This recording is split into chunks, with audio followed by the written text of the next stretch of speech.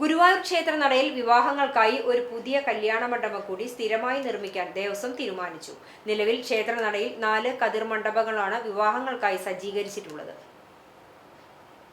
ക്ഷേത്രത്തിൽ തിരക്ക് വർദ്ധിക്കുന്ന ദിവസങ്ങളിൽ വിവാഹങ്ങളുടെ എണ്ണം 200-ലധികം വരാറുണ്ട്.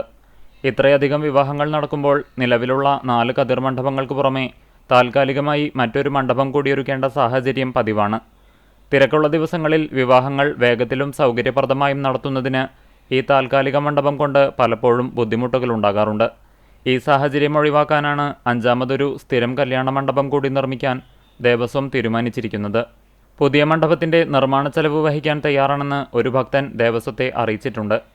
എത്രയും വേഗം മണ്ഡപത്തിൻ്റെ നിർമ്മാണ പ്രവർത്തനങ്ങൾ പൂർത്തിയാക്കാനാണ് ലക്ഷ്യമിടുന്നതെന്ന് ദേവസ്വം ചെയർമാൻ AV ഗോപിനാഥൻ പറഞ്ഞു.